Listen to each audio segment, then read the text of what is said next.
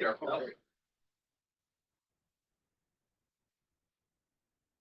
a second.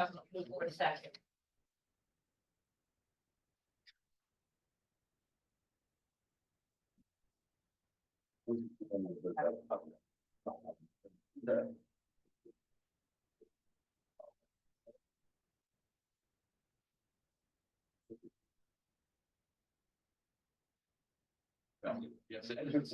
Oh, no, that's nice. Our town council meeting, please rise to the pledge of allegiance. To the flag of the United States of America and to the republic for which it stands, one nation, under God, indivisible, with liberty and justice for all. Roll call, Kate. Kohler, here. Mayor Kaczynski. Here. Here. Here. Here. She said she was, yeah, I think she's gonna be online shortly. Right, is that what? Okay. Okay, next is our audience of citizens. Anyone here from the audience wishes to speak?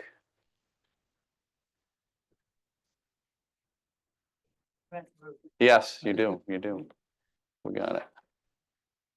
Leon, Mr. Leon, how we doing Hi, today? your representative for the Mattabasset, we're going to have a explanation of the bill. But what I wanted to bring to the attention is the last 5 years of what's been going on and why it's a ongoing concern. Billed over $1 million now, over than our fortunate share of what we're supposed to be paying. Okay, So I've highlighted on your sheets there Yep. where it's going. And from last year to this year, it's gone up 1%, a little over. And I think probably the years previous, it was not, it was 3/4, but it's gradually going up, as you can see. 2001, we had pretty much a drought, but that's the highlight. And you can see where I've circled it, and it's going 22.3 is just the average right now. But I look for that to be pretty close to what it's going to be. That's it. Okay. Questions? why is that? Why is that? Yes, Because we have systems in this town that are not being addressed. And the INI is just, it's gonna get worse. we're talking other water districts? Absolutely. Yeah. Ours, the Berlin Water District, which I am a member of, we're pretty tight. We're not bad. We're in the tolerance. Right. Yes, we've heard of that issue for quite a while. And we've been trying to work on it, but somehow it It'll doesn't be seem to coming work. out soon. So Yes, that's good. I know, that's why we did that report, so hopefully we'll work on it when that comes out some more. So I appreciate the info. Yep. As always. Thanks, Lee. Well, now the bad news. Yeah. Audience of citizens, anyone else out here? Anyone online, Kate? No? Too nice a day to be bothered with the town council meeting. Okay, we'll go ahead and close the audience of citizens. There's no one else. And mayor's update, just I just do want to recognize, I think our town attorney, as we all know and love him and think he's great, is what are you, best in the state or something? Yes, we got to do that to you. We have to do that to you. Yes, excellent, excellent, very good, Jeff. These have been practicing too long, or I'm too nice. Yeah. Well, you're number one in our hearts, Jeff, so we know that. We already knew that. They didn't have to tell us that in a magazine, but we know. We're on a news story, but yeah, congratulations. That's it for my update. We got a consent agenda here. We have a question on one, Charlie? Yeah, I would like to move number 9 out of the consent agenda for discussion. Okay, so we'll just take a motion to, Move to take it out. yep, I'll put it in the new business, first thing in the new business. Second, Second, Can we do, is that good, Kate? Yeah, what Yeah. I would, What do- what I would suggest is just Sure. say, move to the consent 1 through 8 and 10 through 12, Oh, okay. and then you can pick up 9 easily. Oh, okay. So moved. Yeah. So moved. Second. Second. All those in favor? Aye. Opposed? All right, so moved. Okay, so our consent agenda, we've reviewed this before. Yes, Yeah. yes, go ahead. After you vote on the consent, then Yep. you can take up 9. We'll take up 9 after we vote. Yes. So as mentioned, we can take a motion on all of our items in consent other than number 9. So moved. Second. Second. Thank you. All those in favor? Aye. Opposed? All right, so moved. All right, so item number 9. What do we have, Charlie? I'm in favor of supporting the Little League. I'm just trying to understand how much police protection is required or police presence.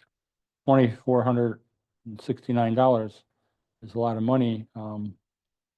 How big event is this? How many policemen would be needed for how many hours? Hmm. And who estimates this sort of thing? It's a good question. Do we don't have, no one's I here. think the chief is on. Is the chief You want to make Chief McNally a I just panelist? saw him. You there? We're just going to promote the chief to panelist. Just one moment. He's already the chief. Can't promote him anymore. Just kidding.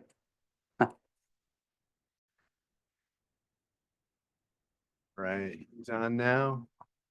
So he.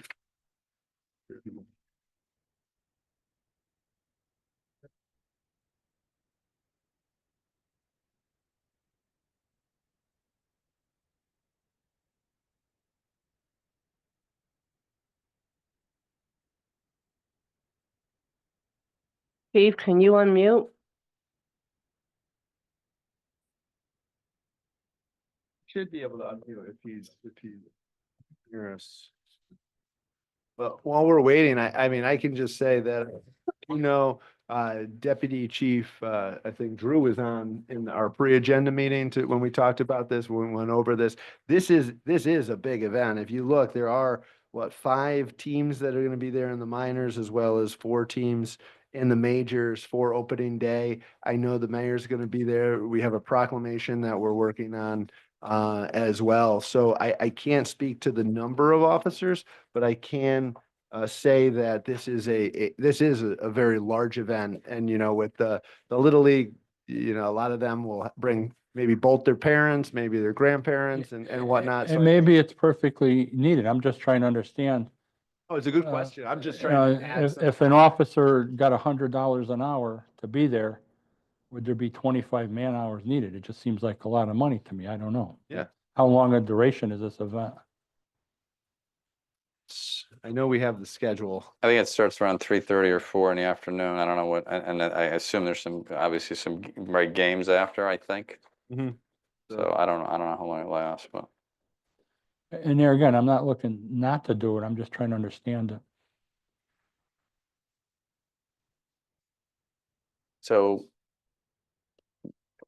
How rowdy do these little leaguers get? How many policemen do we need? they're gonna cause a lot of trouble, Charlie. They're gonna uh-huh. cause a lot of trouble. No, I mean, it's, as we have noted, our, waiving of fees, over the years have gone up, right, on the budget? Okay, I mean, it seems like this is not the norm, Hmm. at least for opening day. Maybe if Hmm. it's because of that. Chief has his proclamation. hand raised. Yes, You just gotta let him, he's in attendee. So if you go to attend. chief. No, I No, moved him. no, you're attendee. There you Well, he was moved go. over. Yeah. Allowed to talk, that's it, allowed to talk. See that way.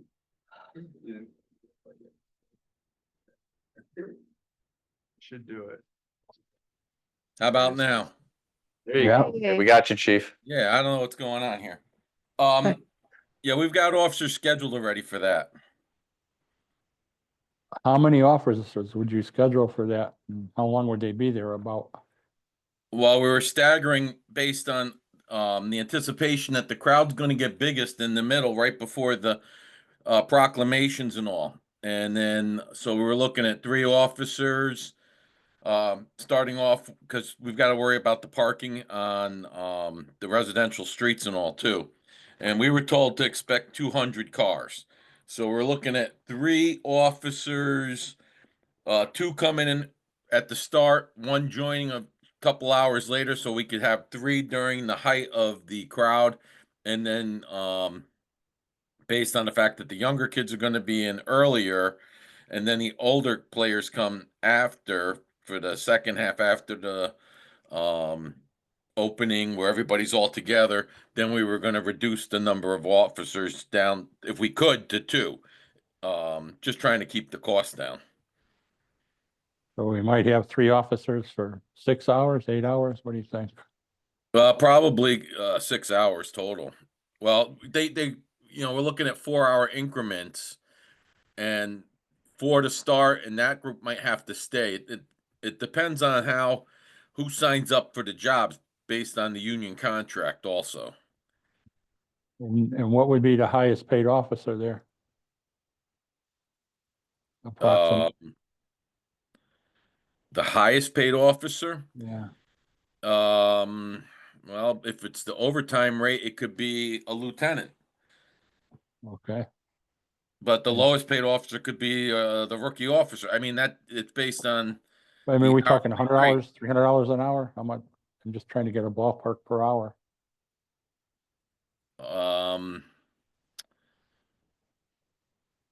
I couldn't even give you that number because I have no idea what officers are going to sign up yet.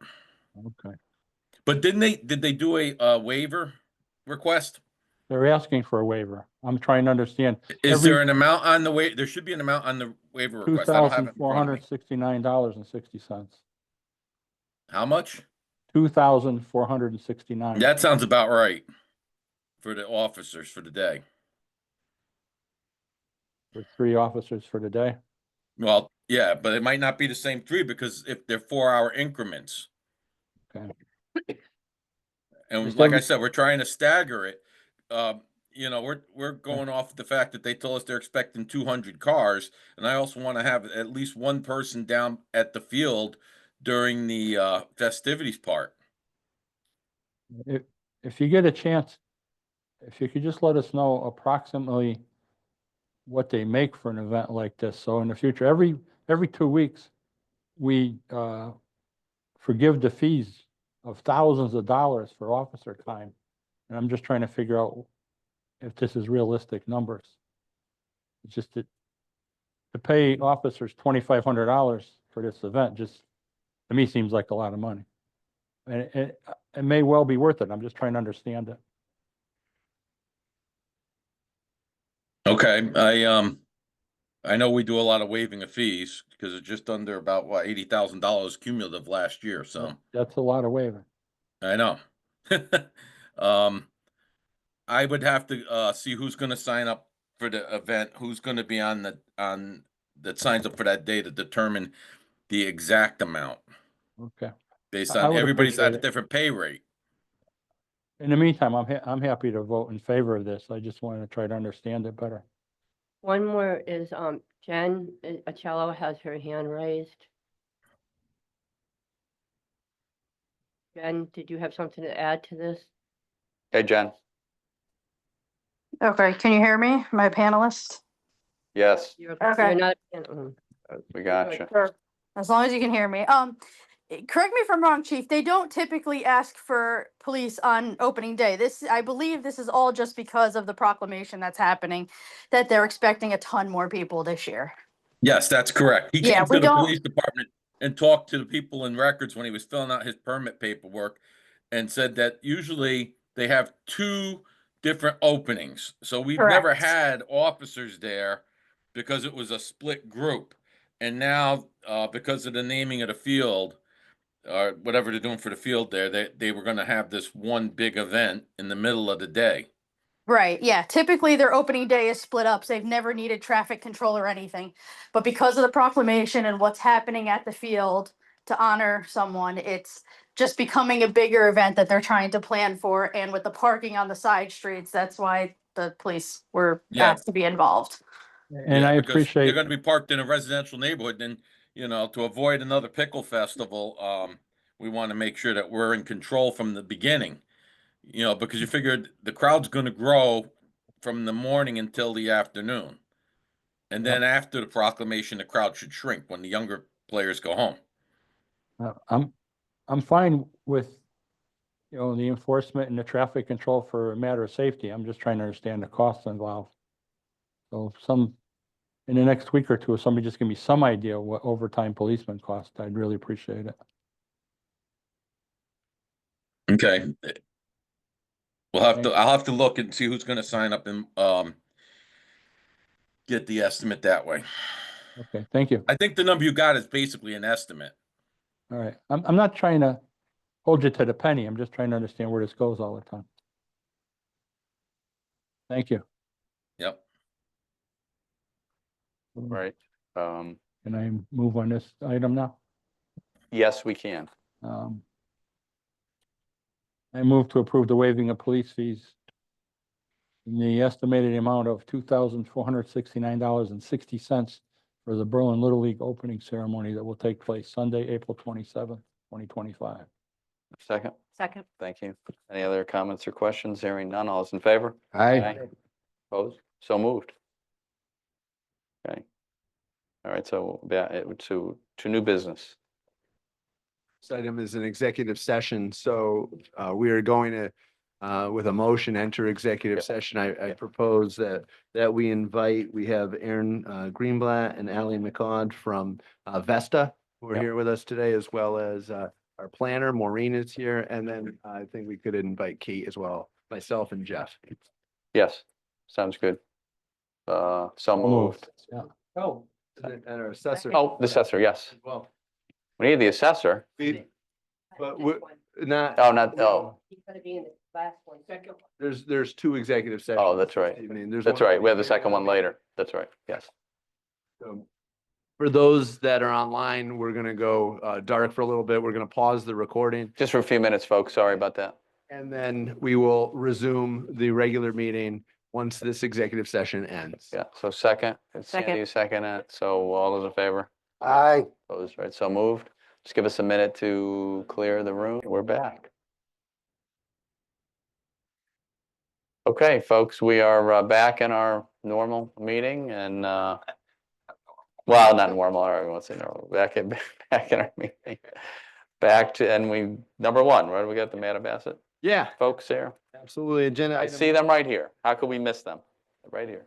So I'll introduce a familiar face, I'm sure, to you all. We have Yes. the chairman and the executive director. This is Art Simonian. Simeon. Good, Yeah, very Simeon. good. Not too many people could say that. Ha, Thank you. So we have John Dunham as our board chairman from Mattabassett. Liam Mitchell is on our board from representing Berlin as well. I'm Art Simonian, the executive director. We come here each year as a courtesy to give you kind of a high-level overview of our proposed or actually approved budget for fiscal year 26. We kind of put an agenda item together just to reflect some of the key things in the budget. And what we do this for all the communities too as well. But we put together a budget notes sheet that kind of highlights what some of the drivers are of our budget, especially this year. And we do that, so you kind of know what we're up against in terms of there's adjustments either for electricity, pension cost, labor. And then what we do is we try to apply as much as we can any of our reserves that we have to help offset any assessment increases. And then we kind of explain why Berlin's assessment may be one way versus some of the other communities, just so you have an understanding how it gets developed. So this year we had a rather substantial increase in our budget, about 8.63%.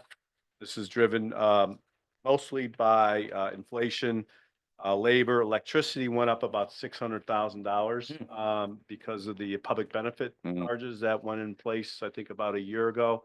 we saw about 160% increase in our transmission distribution portion of our electric bill from July 23 to July 24. Not sure what's going to happen this year. Hopefully there'll be some relief, but no promises yet. And our pension costs went up a little bit, pretty much within reason. And our medical insurance went up about 12%. We participate with the state municipal employee plan for the retirement and also the state partnership plan for health insurance. So the operating and debt budgets increased about 6.3%, and the capital budget went up about 19%. So we originally had a much higher capital budget proposed, but the board and the finance committee looked at it and said, probably a little too much to try to do in 1 year. So we cut it from about 6 million to about 3 million. So that did help offset some of those costs. And in addition, we're using about, you'll see at the bottom of your budget notes, about $900,000 from our reserves and another $300,000 from our operating budget from this current year that we expect that'll be unused to help offset next year's budget. So that's about $1.2 million of our essentially reserves or unused expenses from this year's budget. Berlin is paying about 11% of the debt service as part of their assessment, and that's based on the reserve capacity of about 14%. The reason that it's lower, 11% is not 14%, is because when Middletown joined the district, they had to pay a buy-in fee of about $13 million. And Berlin was the original member along with New Britain and Cromwell. And Middletown's buy-in fee goes as a credit. That $13 million gets applied every year to those 3 host communities as a credit. So this year, Middletown's addition credit benefits Berlin $157,000. And I think overall they received, I don't have it here, but I think it's on the last page. But you're going to get, by the time it's done, you'll be getting a credit total of, credit is about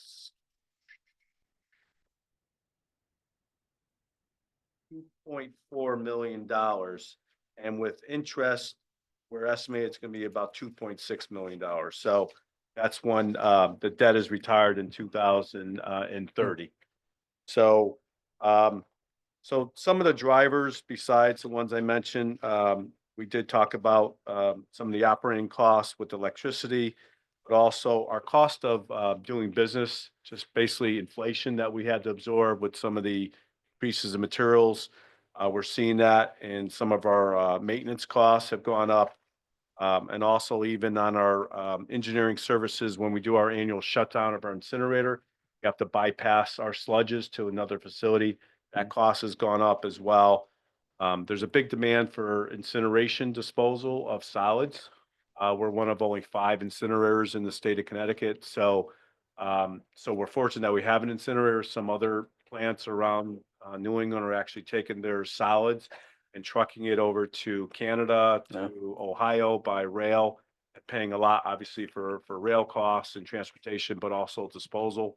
So we're fortunate, not only do we have an incinerator, but we take in other towns in Connecticut, and it generates about $1.2 million in revenue for the benefit of our communities that we serve. So, Berlin's budget this year went up about 9.9%, their assessment. And the reason that mostly is due to, because the other communities went up anywhere between 4 and 2.13%, 2.1%, is your 5-year average flows have still gone up.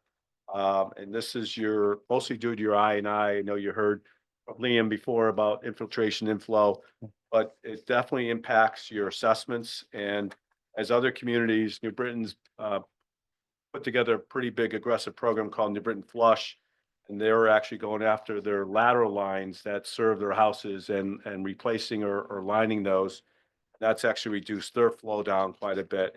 So the more you could do with your the other communities that are being served here, we're doing our part to put some pressure on them too as well. The better it'll be for your assessments. if you could get your I&I down and lower your 5-year flows, then that assessment will be applied more toward the other communities and less towards Berlin. So, so that's important that you pay attention to that. I know you guys are on that. I know Ray has done a lot of work and has continued to pursue that with the other communities, but very, very important in terms of your assessments. The other part of the budget is your reserve capacity, and has been fixed since 2015. And so capital and the debt part of the budget gets applied to the communities we serve based on your reserve capacity. And that number would be revisited in 2030 once the debt is retired on our $100 million Clean Water Fund loan or upgrade. So at that point, we're going to look at those numbers to see if you're below those numbers or above them. If you're above them, then there'll be some adjustments back up. If you're below them, then there'll be some adjustments back down. So certainly in the next 5 years, it's important to see if you could get that I&I flow numbers down because that'll affect your reserve capacity numbers, which is, half of our budget. So I mentioned here in our notes here or in the council item about the buy-in fee. We received about 2.2 million. So that's what Berlin has received so far as a benefit of Middletown joining the district. And your 5-year average flows increased from 18.6 to 19.8%. So I said it's about a 6% increase. It's actually, so it's about a 6% increase, but it's actually increase over increase. It's really more like a 30% increase. So just, when your numbers go up and the other communities get the benefit of that, their 5-year average flows either stay the same or go down. They're paying a lower percentage than what they were last year. And as a result, you'll see higher increases in your budget. So we did try to use more of our reserves to see what that would do to the assessments. And we even tried to use a little less. If we didn't use any of our reserves, your increase would have been over 20% this year. So we think we're being prudent to use some of that. We have about $7 million in reserves. So we use some of that for this. And then I think, with the cost increase that we saw with inflation, this is going to help offset that. So, Don, I don't know if you want to add anything in terms of where we've been, any negotiation items we've done this year, talk about a few things. John Dunham, 165 Oak Ridge Drive in Berlin, and chairman over at Mattabesset.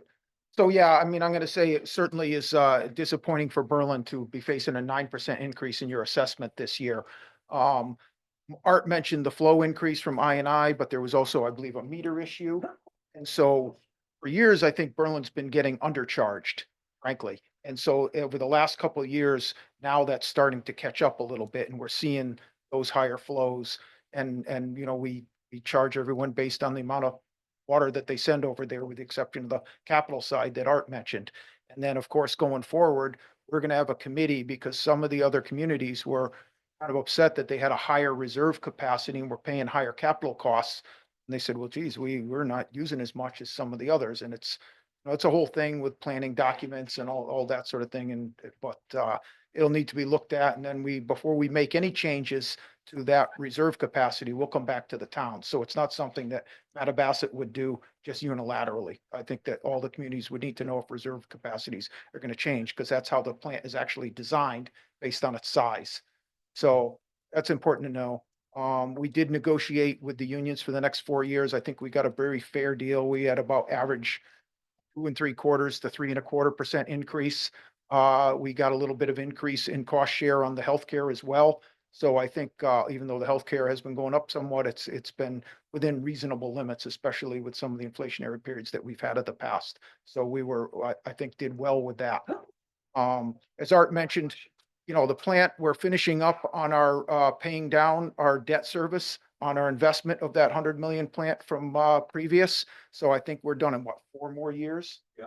So 4 more years, we're done with that. But the downside of that is we're seeing more capital projects that need to be addressed.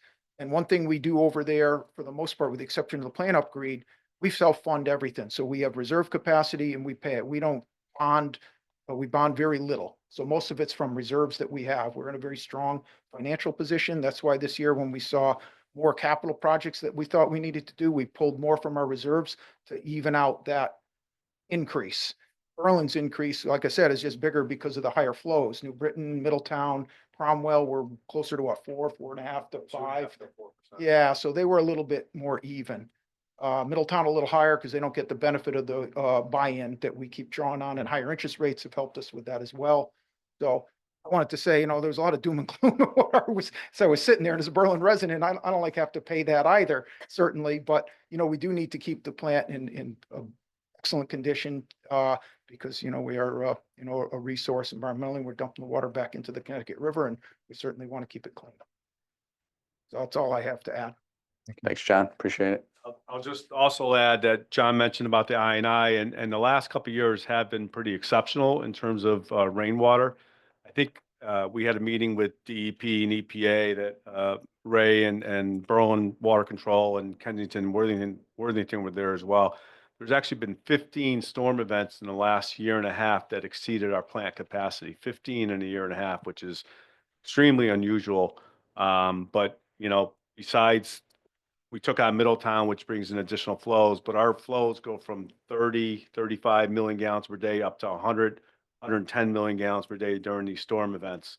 Mm. So, and that's all clean storm water that's getting into sewer system, either through catch basins that are tied in or through infiltration through groundwater that leaks into the pipes, many different avenues. But to see those kind of numbers, the industry average goal when you do I&I work is that it should be about a 1.6 multiplier. So you're averaging 35 million gallons per day. You should really have peaks below like 50 or 45 or something like that. So if we get to those kind of numbers, obviously our flows will be lower. We'll be able to handle these higher storm events. We'll have less exceedances, less violations, obviously. So, and it'll help everybody overall in terms of assessment. Okay. Appreciate that. Questions, folks? Any questions? Charlie? As you know, our metropolis is served by 3 water and sewer departments. And we need Mattabesset to help encourage the other 2 to work on the infiltration problem.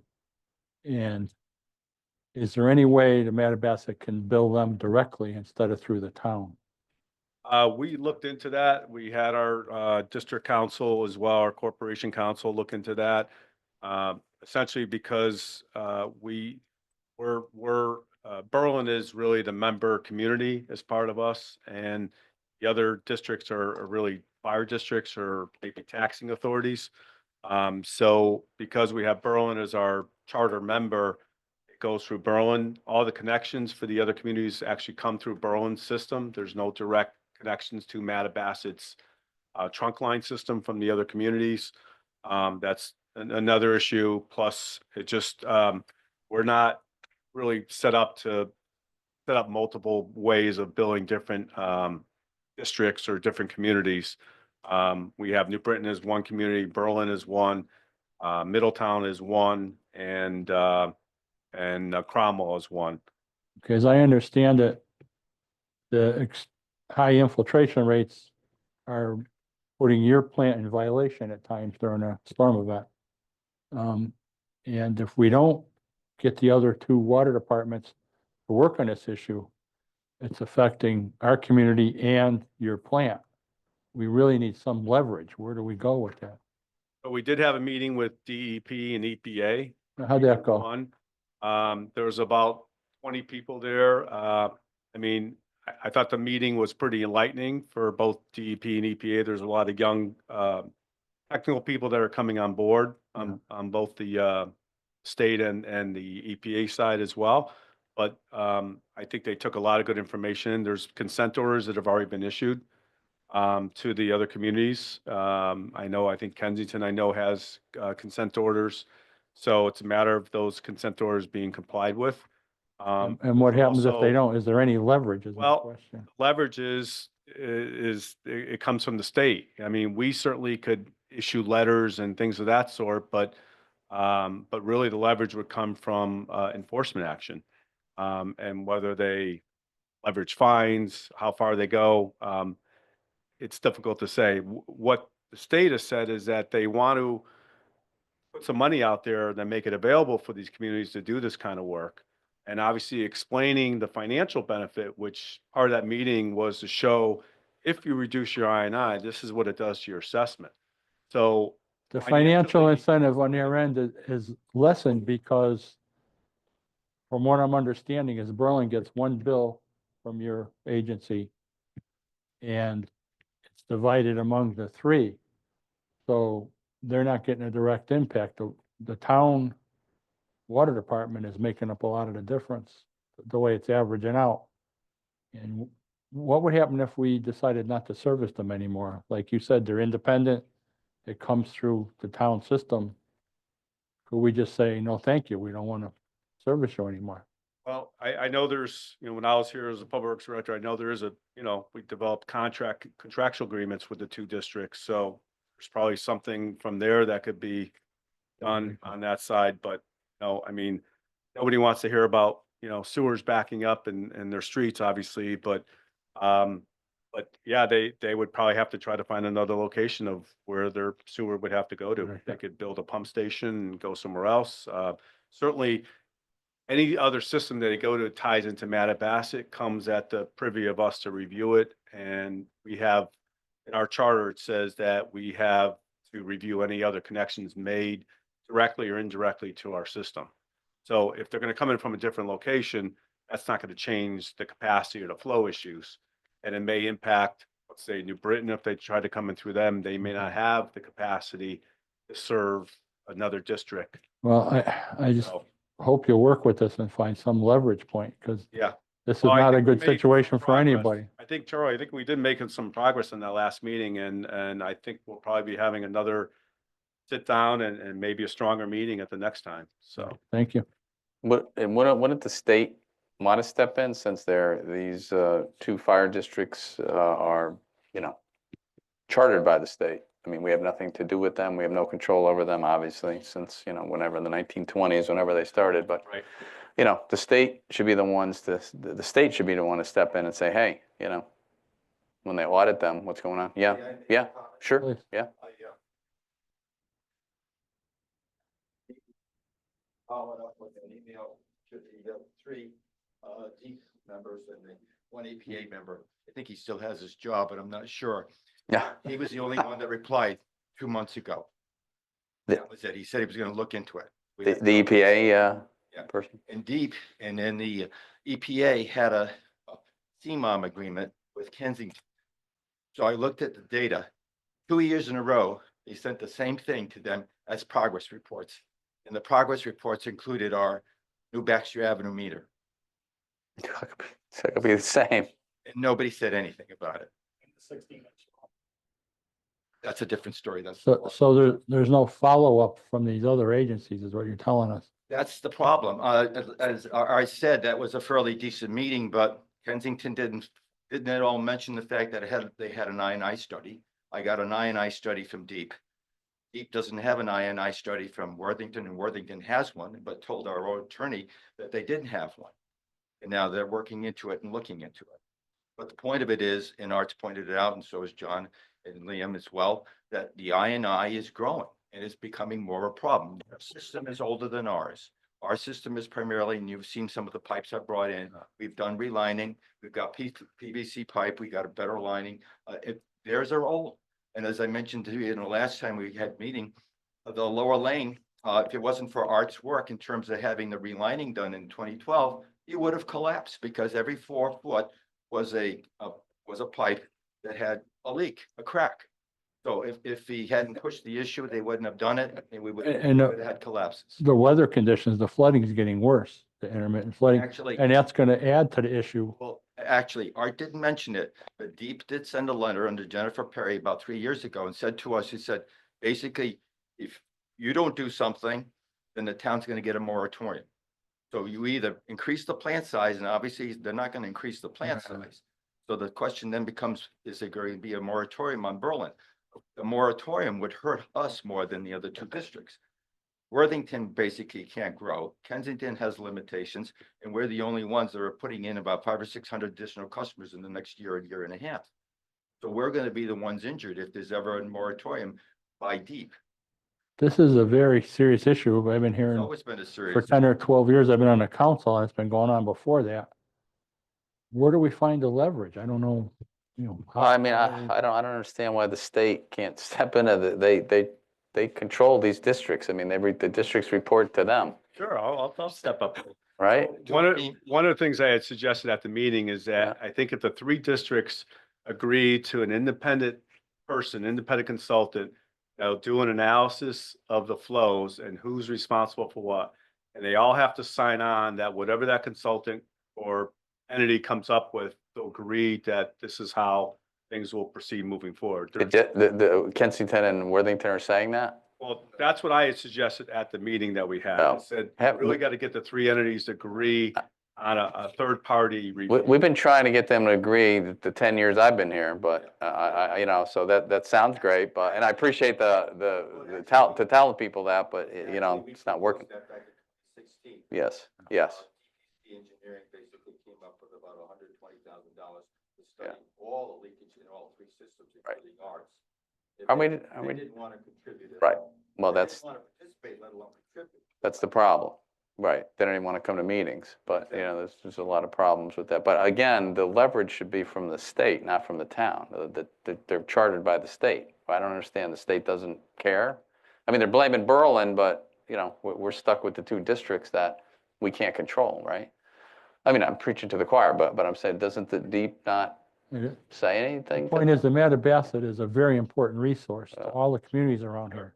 You do a great job maintaining it, you do a great job maintaining standards.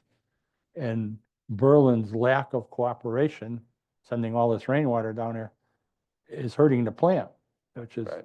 we're shooting ourselves in the foot, you know. The reason that they talked to us too as well about this estate is that we have a discharge permit, a NIPD's permit to Yeah. discharge into the Connecticut River, obviously. yeah. But what the state's also talking about doing is issuing permits for the collection systems, general permits, so that each of the communities would have, not just Berlin, this would be around the whole state, so they could control what goes on in the collection systems to make sure they're complying with, you know, orders and that they're controlling I&I. Right now, there's no permit in place for the collection systems. You guys don't have a permit with the state to collect wastewater. It's just done. We have the permit to discharge. To discharge it, yeah. So, but they're talking about doing that, and they said it's, you know, on the horizon for the last couple of years. So there would be separate permits for the two other districts too? Yes, all collection systems. Okay. Every Help. collection system would have a separate permit. Yeah. So we'll see if it gets to that. Thank you. Yeah, thanks. Maybe there is some hope for Maybe. the future. A little bit. Any other All questions? right. Any other questions? No, are we good? Thank you. All Thank right, you, guys. thank you, guys. All right, Thanks, appreciate it. Thanks. See you, John. Bye. See ya. Thank See you. Art. Take care.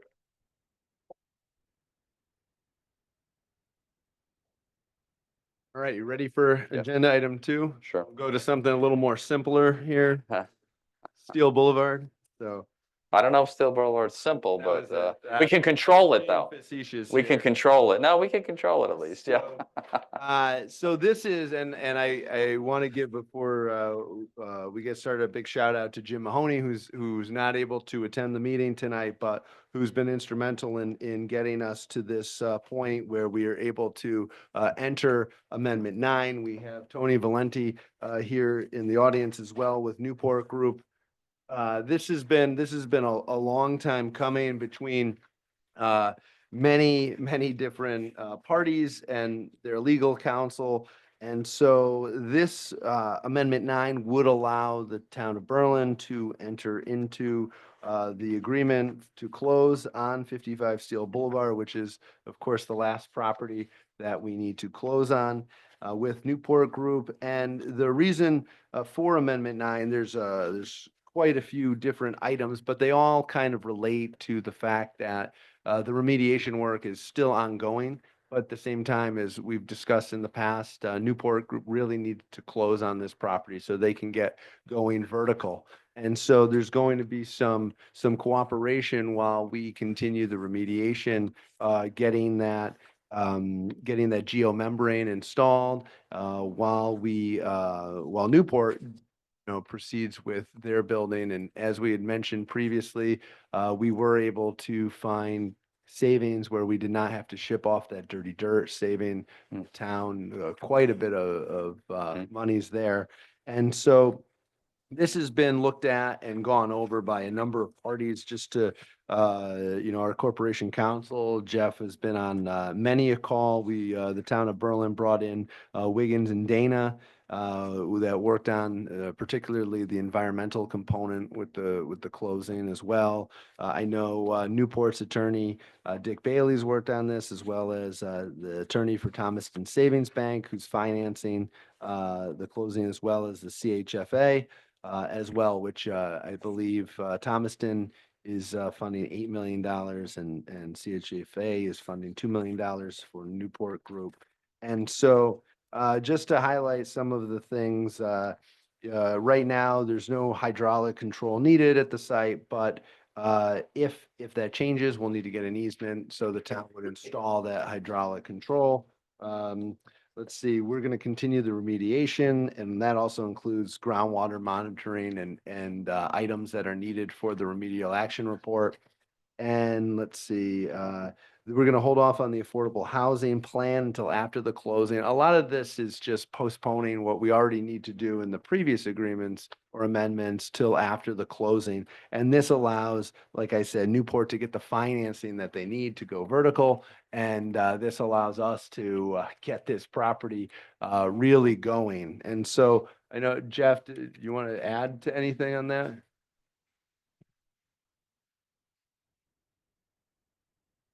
The Ninth Amendment is somewhat of an omnibus amendment. There's items that are in here that we've talked about over the last year and a half.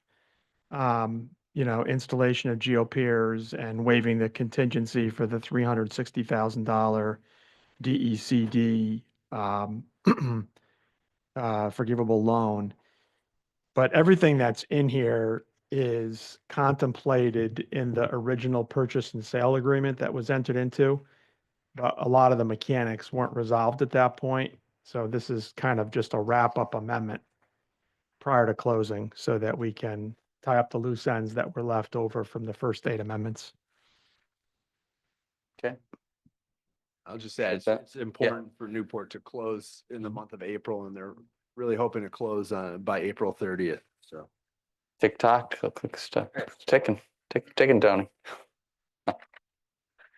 Well, we appreciate all the hard work from Newport and the town and all of us involved, town attorney, everybody involved in this. It's been it's a great project. It's been a long time, working through it for the many issues that were there, but everybody involved in it stayed, working together, which was why it's worked. Otherwise, I don't think it would be where it is. I know it wouldn't be where it is. So we're all, been have a great relationship, and we've all worked very hard to get this to this point, and we could see the finish line. I think we could see it. We're getting closer to it, which is great. So, any other questions? Nothing. We good? So we'll go ahead and take a motion. Move to authorize the town manager to execute Amendment 9 with Newport Realty Group LLC regarding the purchase agreement for 55 Steel Boulevard, and to authorize the town manager to close on the sale of the property to Newport 55 Steel Boulevard LLC, subject to review and approval of the Corporation Council.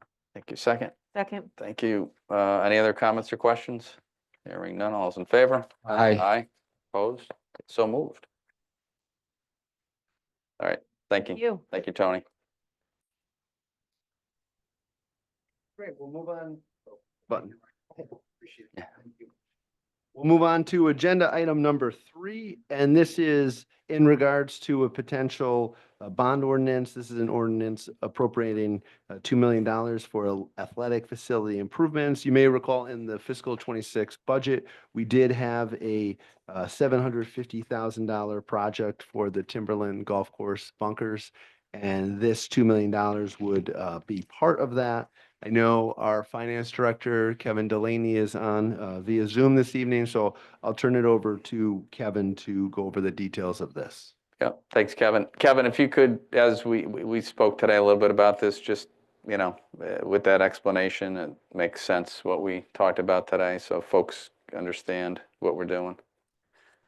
Absolutely. Good evening, everybody.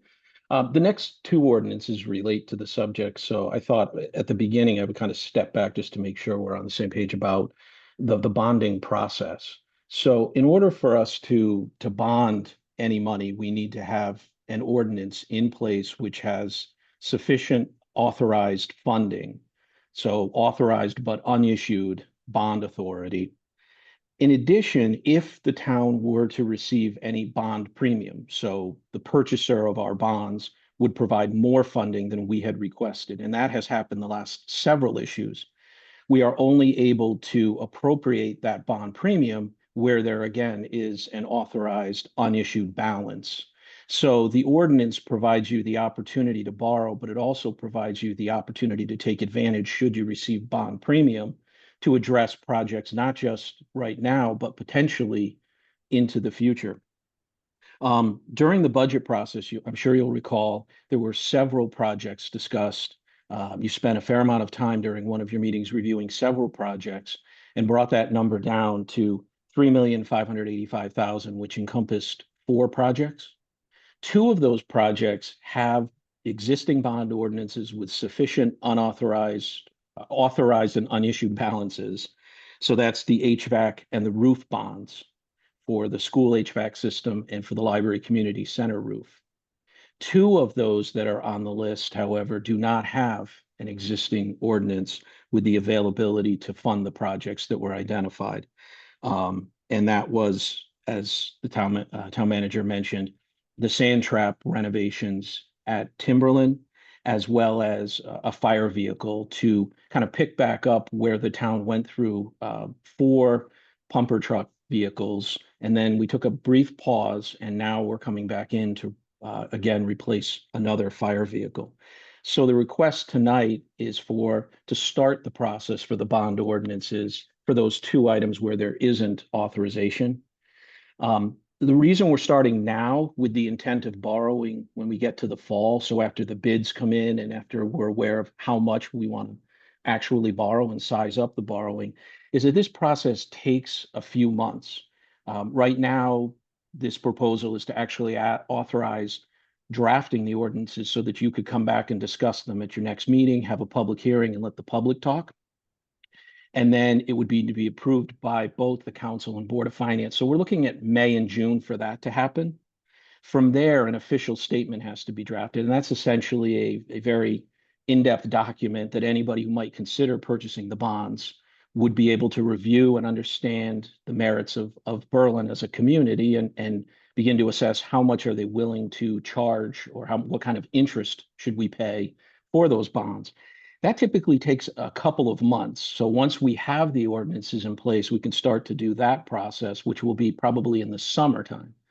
From there, we then have to set up time with Standard & Poor's to have the rating evaluated, and then spend some time marketing the bonds to try to have a number of bidders.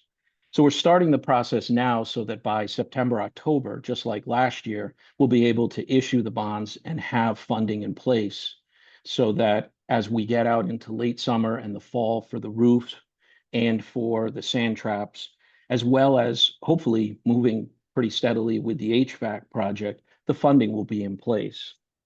The particular ordinance, the first one you're looking at is $2 million for an athletic facility improvement bond. When the bond council drafts the ordinance, they will charge the town a fee. It's a set fee up to $2 million. And then from there, it is 1% of the issue above that. So you have the opportunity right now to actually develop a bond ordinance that can address a few of the things that you have on your plate, certainly the sand traps that we're expecting to do in the fall.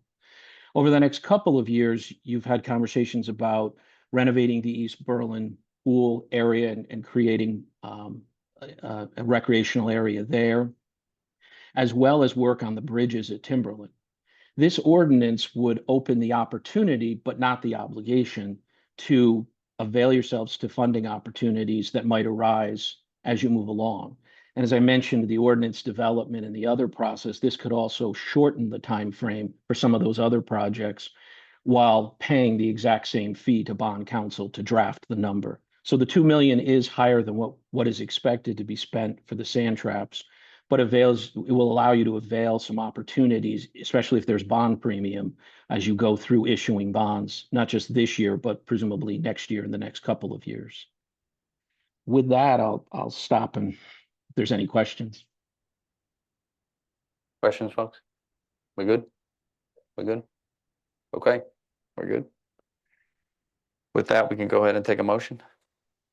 Move to authorize the town manager to retain the services of Pullman and Conley to prepare bond authorization documents for athletic facility improvements, and authorize the town manager to schedule and advertise for a public hearing to be held on Tuesday, May 6th, 2025 at 7 p.m.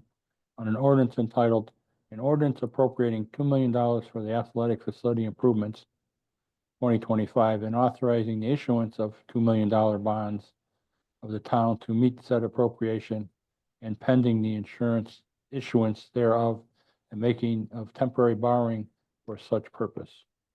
Thank you. Second. Second. Thank you. Any other comments or questions?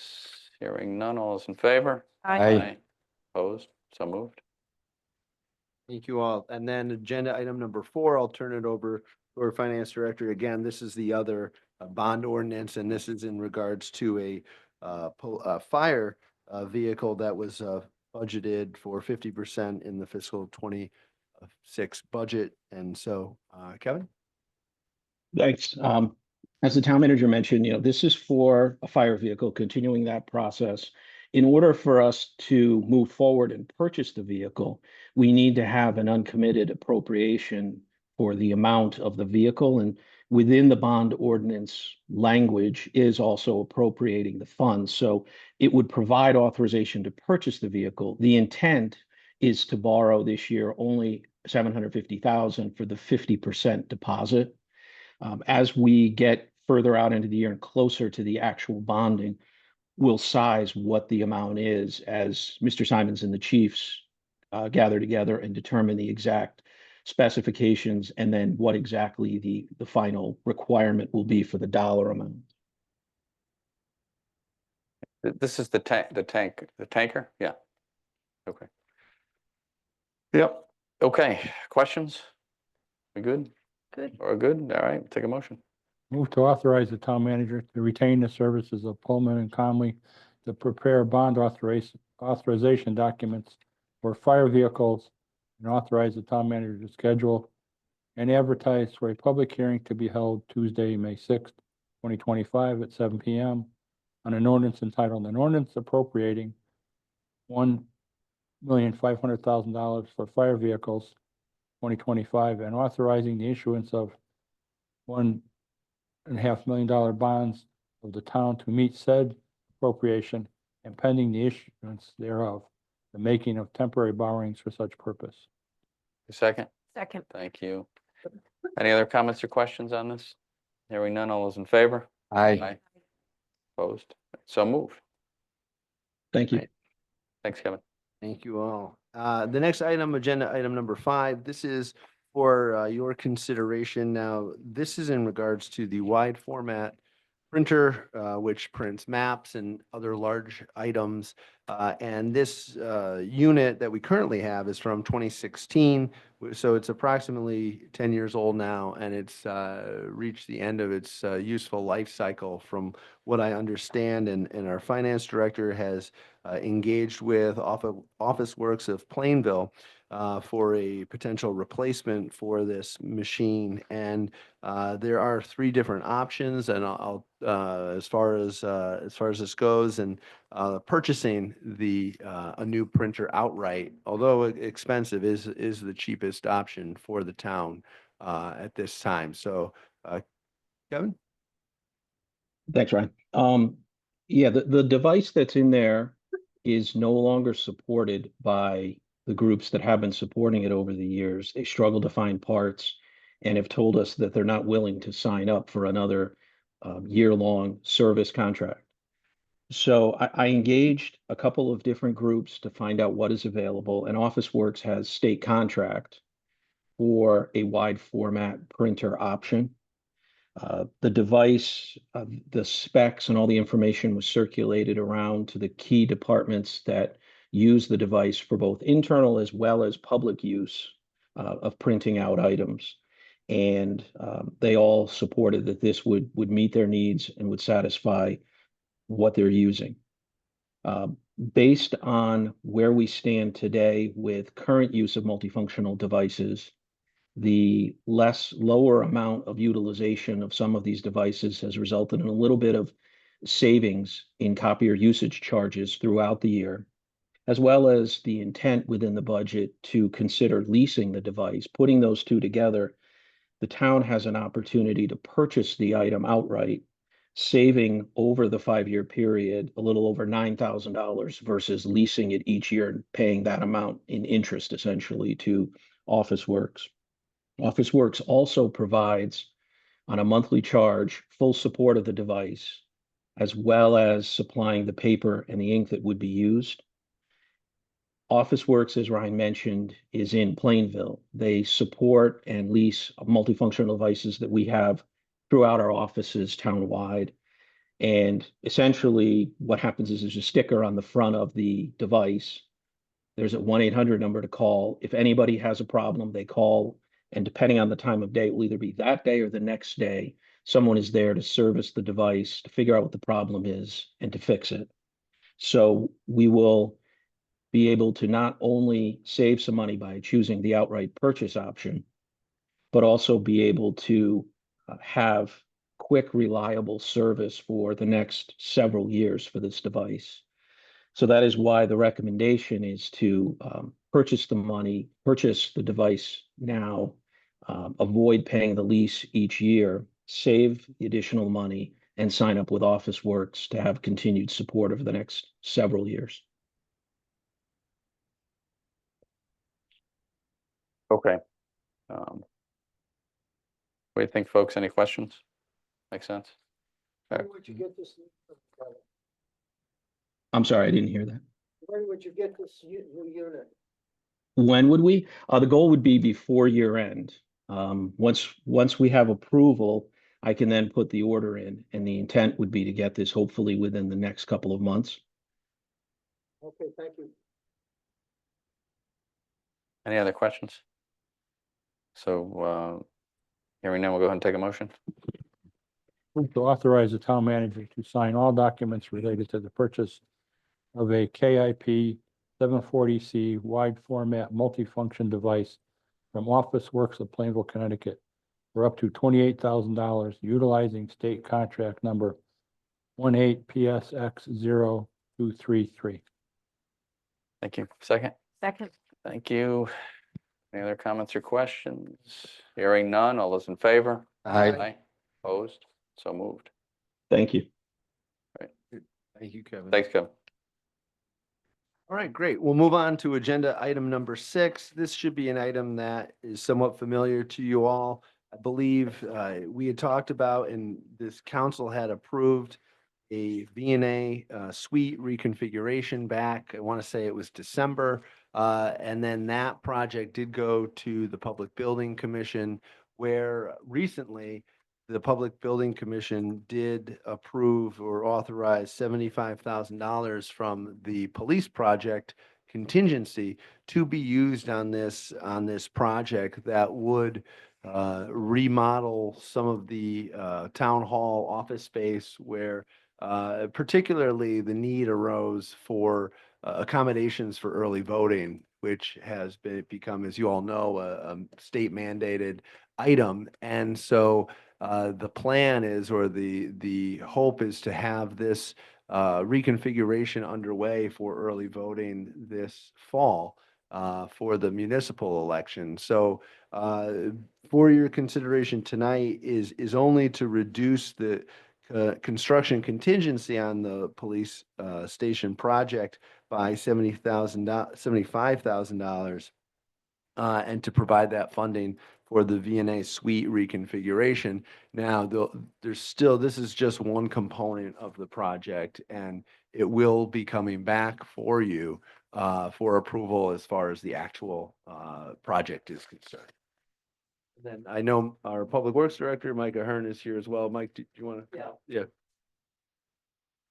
Wanted to add that the town council approved this in December, kicked it to the PBC.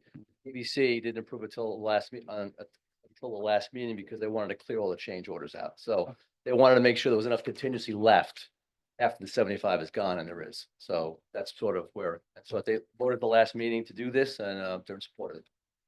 And then just refresh our memory just a little bit, so what are we hoping to, why, I mean, I know we voted on it, but just to, it's been a while. Okay. The VNA office space off the main entrance Yes. is rather large. Yes, And the social services and the registrar's departments need space, so they're gonna swap. They're gonna kick social services down into the VNA space as well as the registrars.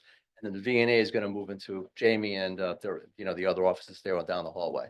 And the food pantry, which is taking up our conference room, will also go back into the VNA space so that the social services can do their food. Right now, they're running down the hallway to the main entrance, and that food pantry was kicked upstairs by the PD project. So that's right. how Oh, it yeah. all came related to the PD project. Right, Because right. it is related. Yeah.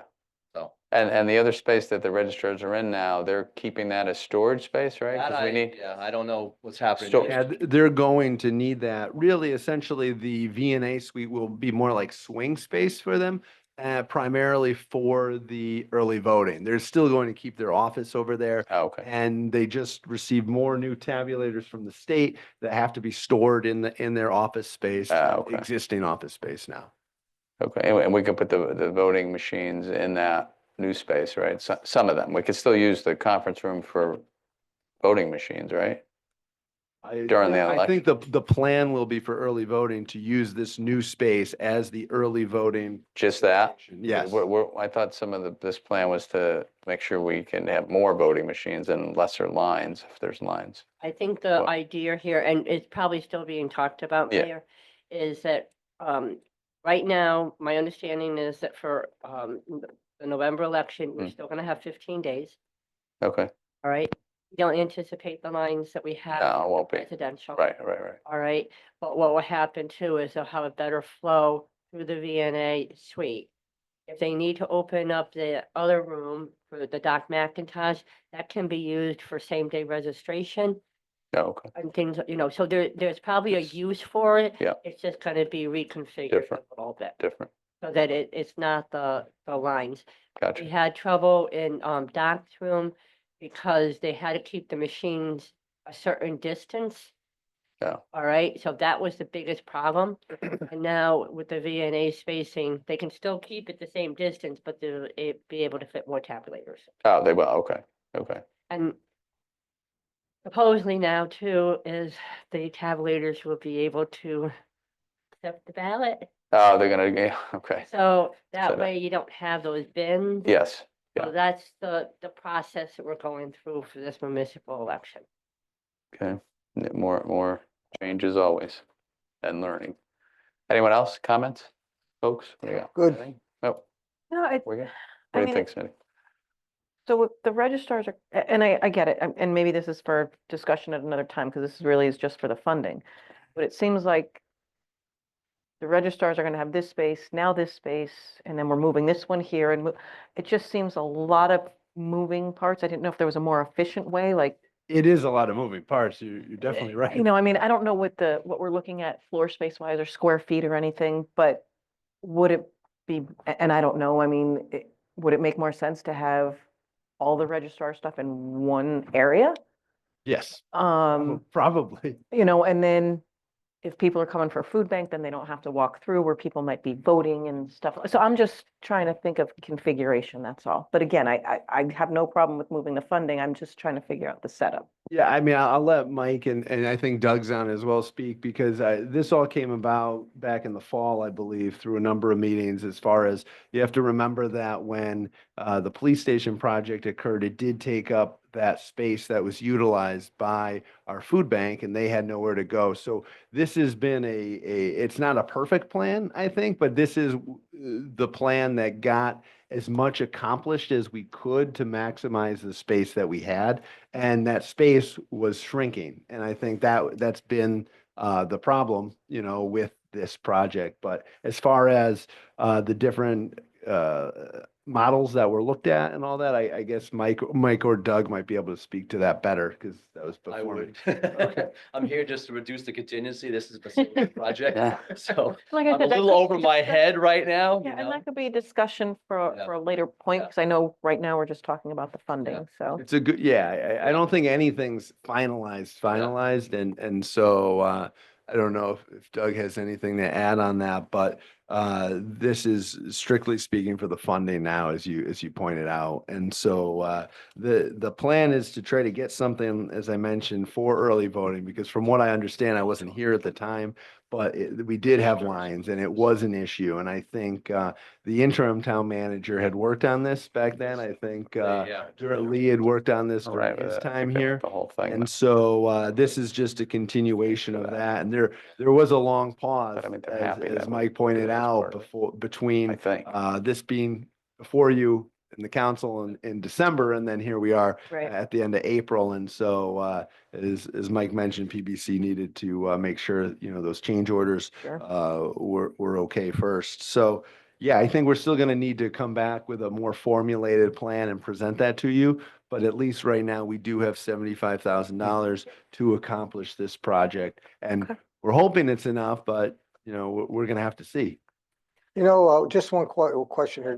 To Sandy's point, you know, and again, we're still talking, we're looking at the funding this evening, but has a formal sketch been, have they looked at come up with a formal sketch as to how the movement and square footage is going to be for each space, or is it just still in the works? So there are preliminary plans that were drafted. I have them in my office as far as what it looks like. I'll let actually Doug speak on that. My understanding was that the VNA move is based on conceptual right now, and we're trying to get this done as affordably as possible to keep it under the $100,000 threshold Understood. and all that. And so so we're trying to avoid additional A&E and all that on this project right now. So if we can, and again, we'll be back before you with more fine-tuned plans. And if we can get it done without doing that, we'd be able to do it much more, it would be more cost effective. So Okay, thank you, Ryan. If I could just add, I just want you to remember that the space that the food pantry was downstairs. So it's now in a much needed conference room space, which is why they're trying to get the food pantry out of the conference room and into this area. The other thing that has come up is that if you've ever walked by social services, there's no privacy. So people are in there talking about their needs. And as you walk by, I mean, they can close the door a whole bit, but there's still a lot, there's two people in one office and then the social service director is in the other. But that has come up too as kind of an issue where there's not the privacy it's not HIPAA, but it's whatever as far as with these people trying to get help. So that's the other reason why these things are coming in. And I do want to point out, it's not a perfect plan, as Kate mentioned, but just one thing to consider too with this is that from what I understand, talking with social services, for those folks in need that would partake in the food bank, it used to be they could come behind the town hall and have some level of privacy while social services delivered those food items to them. This is, we're trying to maximize their privacy, but again, they do have to go through the rotunda. And I think that's what you were kind of getting at Yeah, before. So kind of the we concern, don't have a yeah. solution for that, and we're trying to balance the needs of the social services with also the needs of the registrars. And so this is kind of a hybrid way to get that done, but we're going to take a look, and maybe there's a better way that we could do it as well. So this isn't a final version. This just gets us $75,000 to get there. Thank you. Okay, no one else will go ahead and take a motion on this? Move to reduce the construction contingency on additions and renovations to the Berlin Police Department headquarters project at 240 Kensington Road by $75,000 as approved by the Public Building Commission to provide funding for the VNA suite reconfiguration project at Town Hall. Thank you, second. Second. Thank you. Any other comments or questions? Hearing none, all those in favor? Aye. Aye. Opposed? So moved. Thank you, guys. The next item is agenda item number 7, and this is a pretty simple one tonight. This is a continuation on the discussion that we talked about at the last council meeting in regards to that carbon reduction grant that the town received. Based on the council's input, we'd like to reduce the scope of that grant, which was, I believe it was a $6 million grant that became an $8 million grant. With the additional work, and if you look on the pages, you can see the roads that were removed based on talking with the council as well as the Board of Education to get us to a $3 million, essentially $3 million project. And this is only in regards to the first phase of that, which is the design work. And so this is just for, we're asking the council to allow myself to reach out to Connecticut DOT to revise the scope of that grant and to formally request that we basically cut this grant in half from the $6 million grant to a $3 million grant. And based on the roads that would maximize and get us the most usage and the closest to the schools. Yeah, that's good. You good, everybody? Good? Yep. Okay, we're going to take a motion. Move to authorize the town manager to make a request to Connecticut Department of Transportation to revise the scope of the carbon reduction program sidewalk project to conform with the $3 million alternative scope, including sidewalk segments on the following streets: Worthington Ridge, Peter Parley Row, Lower Lane, Meadow Lane, Colgate Road, and Main Street, East Berlin. All right, thanks. Second. Second. Thank you. Any other comments or questions? Hearing none, all those in favor? Aye. Opposed? So moved. Thank you all. And just for the record, I did misspeak earlier. It was a $4 million grant that became a $6 million grant. It's tough to keep track of all these grants. Yeah, Lots of millions. that's a millions, yeah. All right, so agenda item number 8, this is in regards to a bid for miscellaneous concrete sidewalks that had occurred. The bid was held on April 3rd with our new OpenGov system, I'll point out, and our Public Works Director, Micah Hearn, is here again to discuss awarding this contract to Leyden Yes. Construction. Yeah, it was actually the new system worked very well. Hmm. The bid tab that you have, that tabulation, that was exported right from there. It was basically populated by the system, brought into Excel, and I just tweaked it a little bit, but it was very nice because Marissa didn't have to actually, plug in all the numbers, and there's 27 line items, so Yeah. a fair amount of work. So Yeah. yeah, we had 7 bids that came in. We had 27 line items. It was a close competitive bid, and William Leyden Construction was the lowest. They had the lowest total as well as the most of the lowest unit costs in each category as well. Almost like they had the most frequent lowest unit cost. So basically, this is a 2-year, actually, this is a 2-season contract. It'll take us through December 31st, 2026.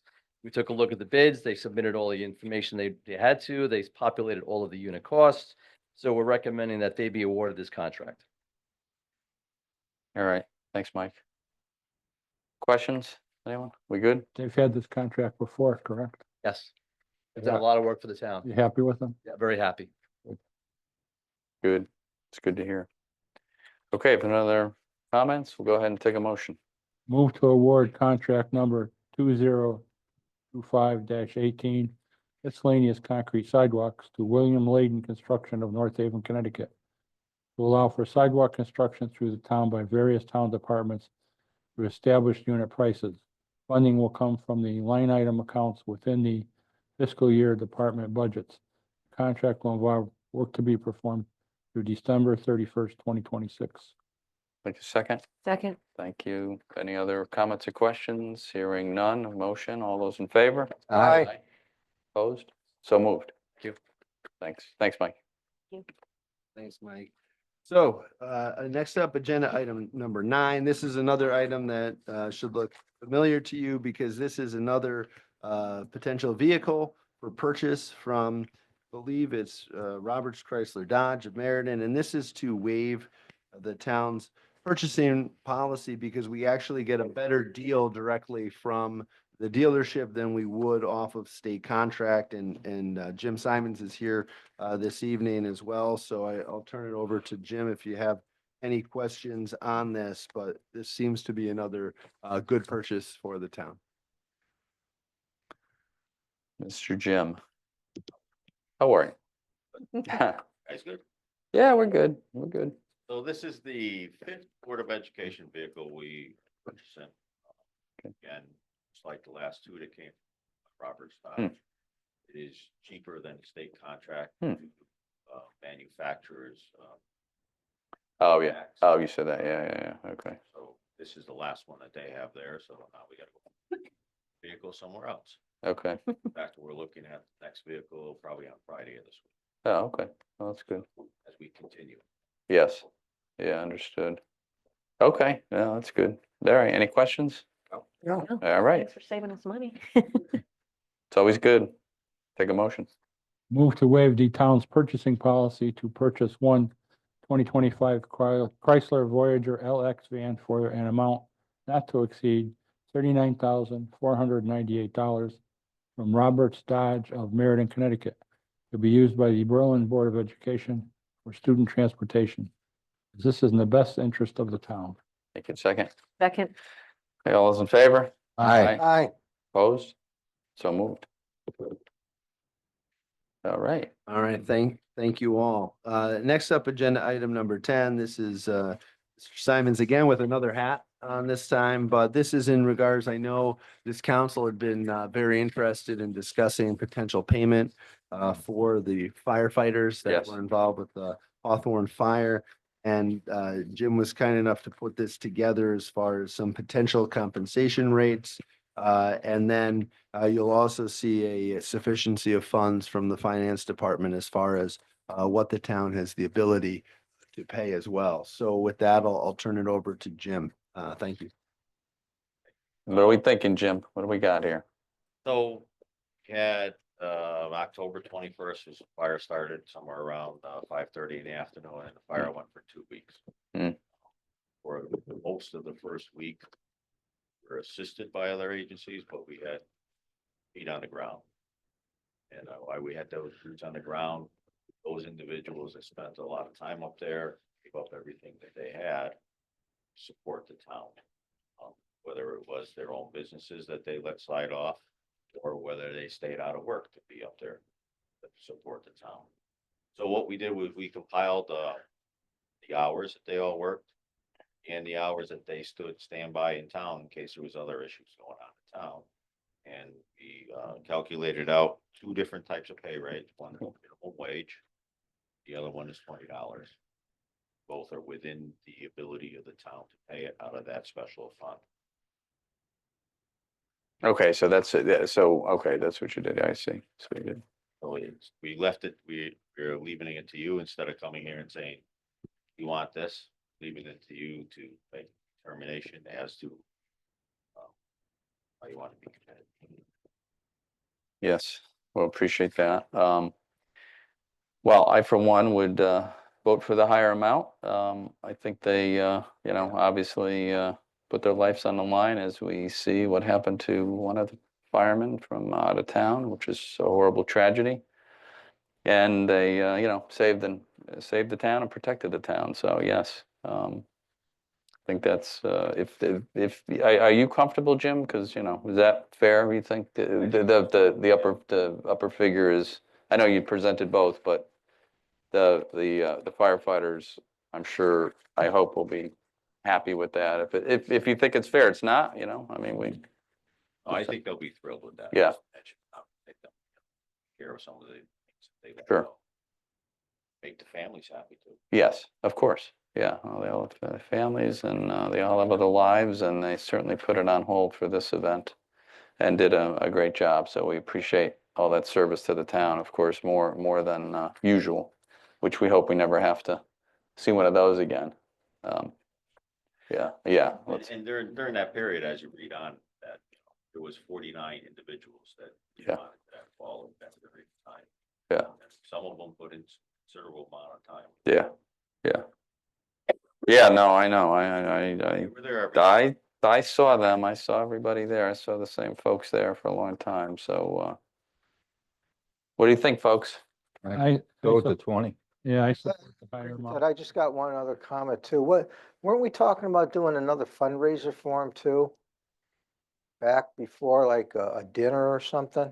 Wasn't that I mentioned? don't think it was a fundraiser. I think we were talking about how we could do an appreciation for whether it's Yes. going to be a dinner or compensation or what. Yeah, we still want to do that. No, that'd be, it'd be something else to do because, Yeah. I'll tell you, I'll tell you, they did an outstanding job. And as I said before, I live up there. So, I'm watching the helicopters and everything go above my house and, it was quite trying. Uneasy feeling, is it? Uh, It was pretty close to say- that to say the development. least, and having a lot of the neighbors knock on my door. too, Yeah. So. Oh, yeah. Yeah, no, it was not a fun time. Try to give out as much information as possible, but obviously when you're living in that world at that time, that small section of Berlin at that time, it is very trying. It was. Because we customarily, our fires are bedroom fires, things like that, and they're not that type of fire. Yeah. That type of fire that, very trying to everybody else. Yeah. Jim, did they keep the fire roads, the lanes that they plowed? The roads are still in place up there. We have not been up there to walk them again, see how much has actually washed out, but the roads are still up there. Okay, we're gonna keep them, right? They're gonna stay. No, thanks. They do cross a bunch of different properties. Yeah. I believe those roads. Great. That's good. Which would be a big help. Yeah. In the event that something happens again, it not only creates a fire break, but it also allows us to get equipment in. Right. In which the first couple days, there was no equipment getting in there. Right. And, the guys were working off their backs. Yeah. With small machines and, until we got support from, the state with the helicopters on Thursday.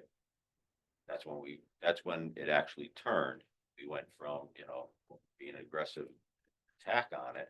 The helicopters did that, and then we were able to deploy hose lines up in that area and then mop up a bunch.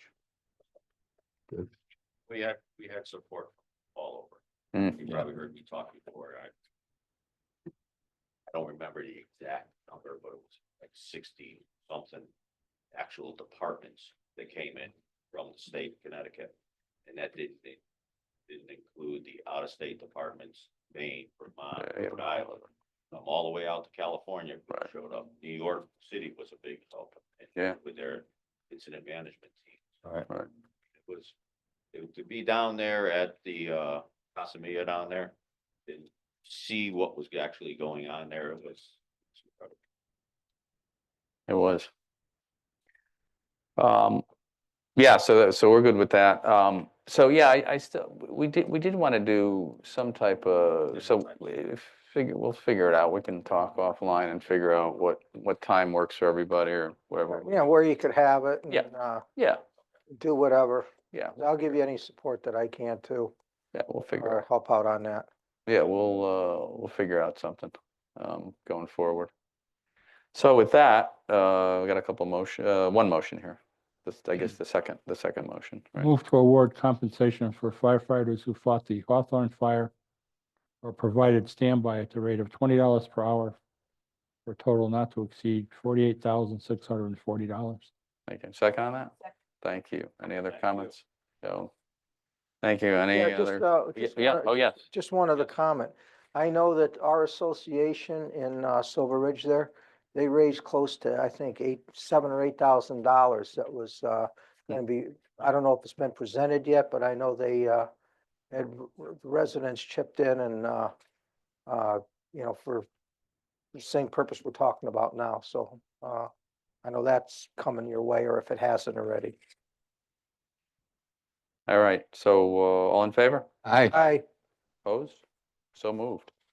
Thank you, Jim, for getting this together, and appreciate it. And Ryan, I know you guys worked on it. Thank you and all the firefighters.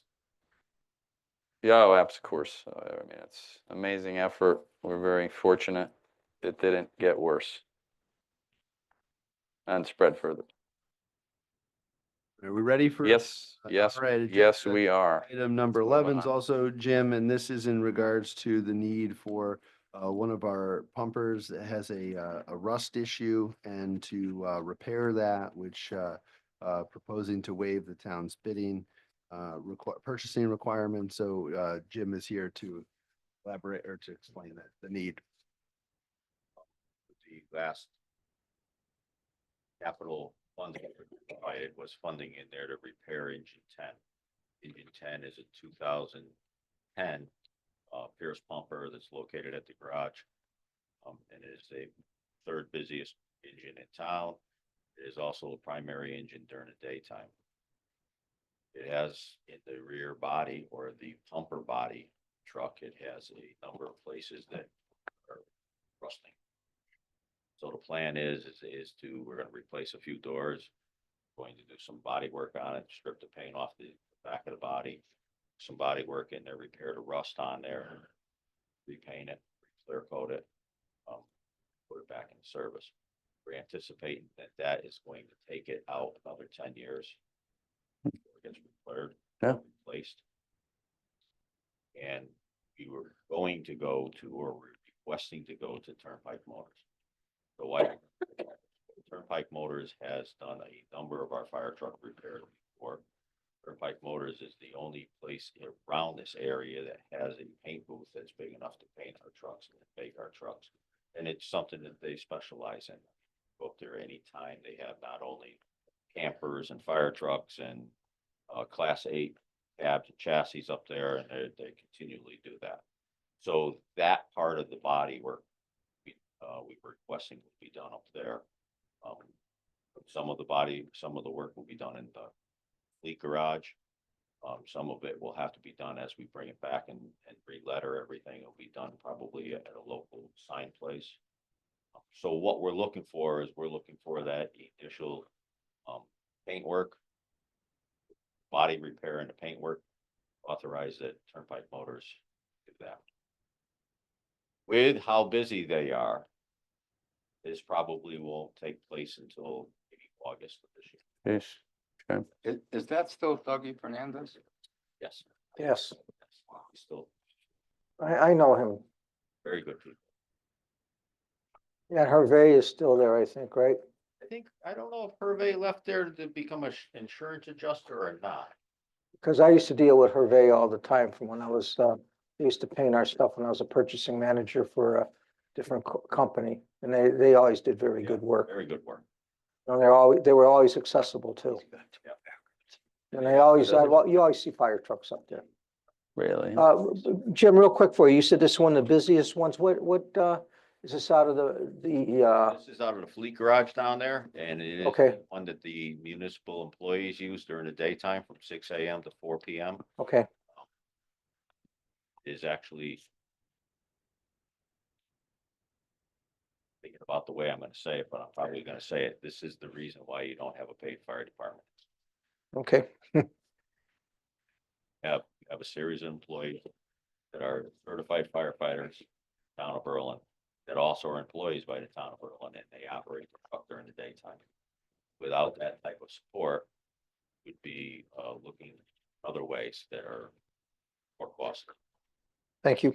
Yes, sir, that we are very, very fortunate to have that. We know what cost that would be to the town to go to paid, department, which we don't want to have to do that because we do have such dedicated folks in our town here, and certainly for the town employees, when they're there during the day, that's great.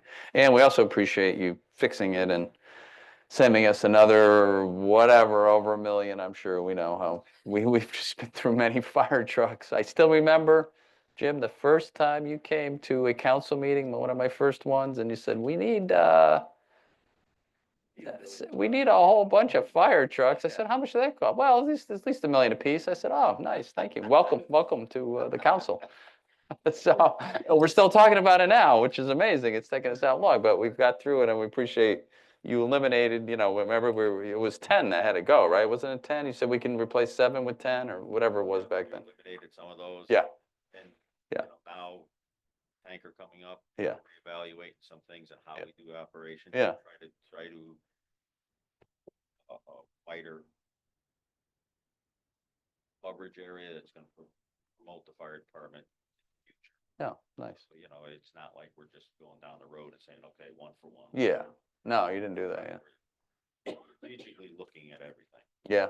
And development or in the community, both, Right. down this end of town and even out in the non-hydrant area. You Yeah, gotta remember that 1/3 of our town does not have hydrants. Yeah.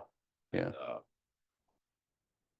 Through a few fires that we've had, we redid our whole non-hydrant water system. Okay. And then we had a bunch more fires, and actually those fires turned out a lot better because we learned and we trained Yeah. and practiced Yeah. and practiced, and now we have a system down that's. Yeah. That's good. That's great. Good. Well, we appreciate all of that and then some. So we appreciate it very much. So with that, we'll go ahead and take a motion on this. Move to waive the town's purchasing requirements and approve Turnpike Motors of Newington, Connecticut to repair MP number 0335, engine number 10's rust as outlined in the quote number 074497 for amount not to exceed $36,939, as this is in the best interest of the town. A second? All those in favor? Aye. Aye. Opposed? Moved? And it's funny, Jim, it's just that, was it today in the paper about the fire the fire paid and volunteer, but paid in particular, they can't even get recruits for the paid departments, right? When back in 79 and 80, I tried to get on a paid park and almost got there.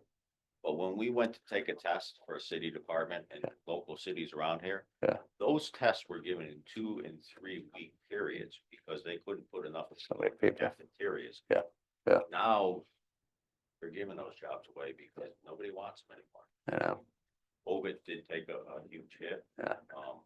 Yeah. What society has done to society out there with what we have to see and deal with. Yeah.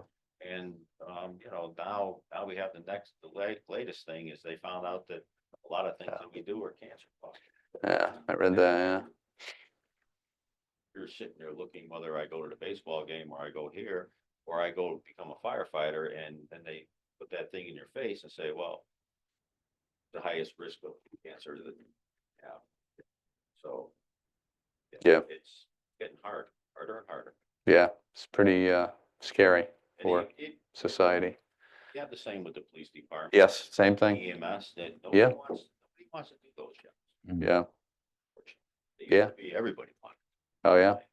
Well, back in the day, there was thousands of applicants for whether it's firefighter job or a state trooper or a local PD. There was, thousands, 1,000 in one sitting at, a couple different test locations, right? Now, they get a couple hundred maybe, if they're lucky, on the state level, and on the local level, less. Thing out, Lister,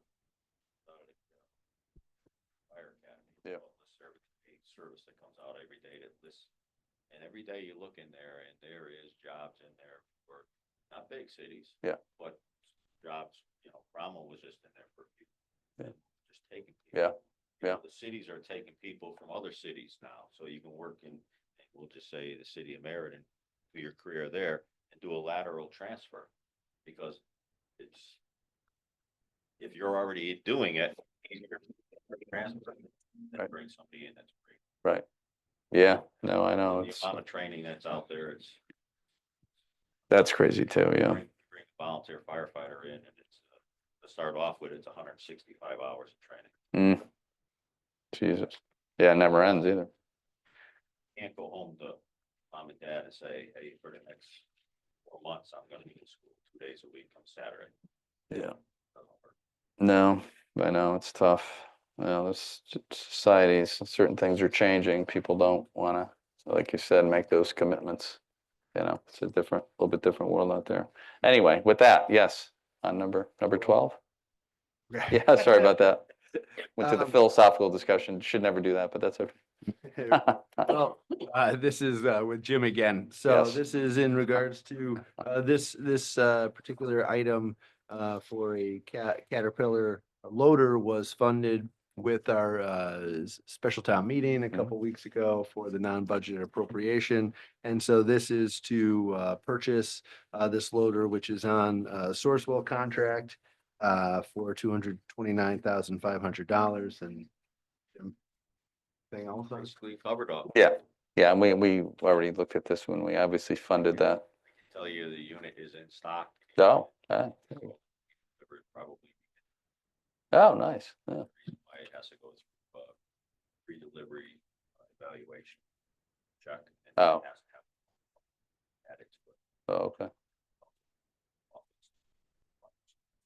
gotcha. That's amazing. It's in stock. Like a lot of things, Good. For a change. You're not waiting forever. that back that the economy slowed down. Yeah. Vehicles. Yeah, yeah. There's a lot of vehicles sitting around right now. Oh, is it, are you seeing that out there? Yeah, That's how we got those last 3 vans. right. I remember you said that, yeah. Huh. All right, well, good for us. Take a motion? Move to award the purchase of one Caterpillar 926 wheel loader from Caterpillar through our local dealer H.O. Penn with attachments utilizing Sourcewell contract number 011723-CAT for an amount not to exceed $229,500. Thank you. Second? Second. Thank you. All those in favor? Aye. Opposed? So moved. And number, 13. Thank you, Jim. thank you, Jim. Appreciate it. Thanks, Mike. Last but not Mike. least is our town clerk. The town clerk. Kate Wall is. What does Kate want? I'll turn it over to Kate. What's up, Kate? We spent all the money on the loader. Yeah, it's all gone. Sorry.